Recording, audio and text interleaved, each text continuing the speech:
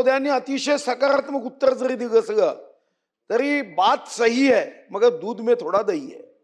अडचण काय ते अध्यक्ष महाराज की या विद्यार्थिनींना क्रांतिकारी निर्णय, म्हणजे ज्या निर्णयाने आमच्या महाराष्ट्राचा गौरव वाढेल, पण या ठिकाणी त्यांना संस्था चालकांवर दबाव टाकून, दादागिरी करून, FIR करून आपण जर सांगितलं की आम्ही पैसे पाठवणार नाही पण तुम्ही शिकवा, तर हे काही महाराष्ट्राचा गौरव वाढवणार नाही.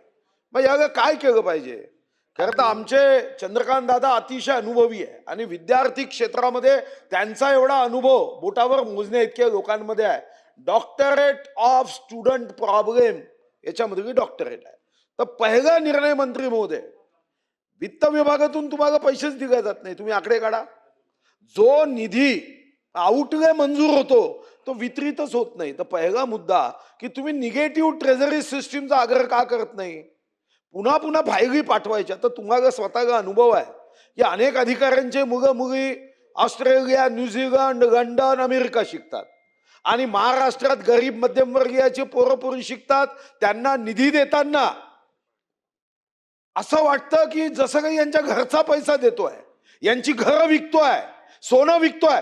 SNDT युनिव्हर्सिटीचं चांगलं उदाहरण आहे. मुलींच्या शिक्षणासाठी करतोय. पैसे देताय का? 200 कोटी बजेटमध्ये आहे, वितरित नाही केलंय. CM साहेबांनी सांगितलं. म्हणजे कधीतरी याच्यावरही मला बोलायचंच आहे की तुमची पोरं शिकतील न्यूझीलंड, अमेरिका आणि आमच्या गरिबांच्या पोरी शिकायच्या असेल तर तुमच्या बापाचा पैसा आहे का वितरित करताना? आणि म्हणून मंत्री महोदय, तुम्ही निगेटिव्ह ट्रेझरी सिस्टीम करणार आहात का? AI चा उपयोग, प्रदर्शनी, एक्झिबिशन, मग शिक्षण क्षेत्रात AI चा उपयोग नाही करता येत का? की तुम्हाला आर्टिफिशियल इंटेलिजन्स, कृत्रिम बुद्धिमत्ता, कारण आता माणसाच्या बुद्धिमत्ता कमी झाली, आता आपल्याला आर्टिफिशियलच वापरावी लागणार आहे. मग आर्टिफिशियल बुद्धिमत्ता वापरून एखाद्या मुलीला, गरीब आहे, भामरागडमध्ये आहे, अंकिस आहे, असं आहे, पोटाचं दागिना गहाण ठेवून बिचारी तुमच्या 100% या योजनेमध्ये ती येते आणि मग तिला कधीतरी तो मॅनेजमेंट संस्था चालक सांगतो की तुझे पैसे अजून सरकारने पाठवले नाही. अध्यक्ष महाराज, सरकारचे पैसे एकदम परफेक्ट टाइमला जावे यासाठी आर्टिफिशियल इंटेलिजन्सचा उपयोग करता येणार नाही का? फक्त कॉलेजमध्ये शिकवायचं का? आता आम्ही तर आमचे ज्ञान कमी पडताय, जगातील विद्यापीठ आणतोय. खरं तर एक काळ होता आमचा नालंदा, तक्षशिलामध्ये चीनी प्रवासी येऊन शिकायचे. आता आम्हाला जगातील विद्यापीठ मुंबईत आणावं लागतंय, कारण आमचं ज्ञान भंडार कुठेतरी कमी झालं.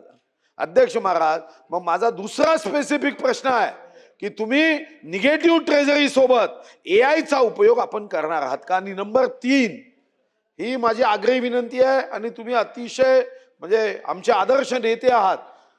तुम्ही आज एक विधानसभेत आश्वासन देऊन टाका की आउटलेचं वितरण दर अधिवेशनाला, तुमचा आउटले एकदा मंजूर झाला, नियतवे की दर अधिवेशनाला वित्त विभागाने किती पैसे दिले याचा अहवाल पटलावर ठेवत जा. म्हणजे आमच्या लक्षात येईल की मुलीं बेटी बचाव बेटी पढाव हे सन्माननीय युगपुरुष नरेंद्र मोदीजींच्या विरोधात कोण कोण अधिकारी आहे हे आपल्या लक्षात येईल आणि म्हणून पटलावर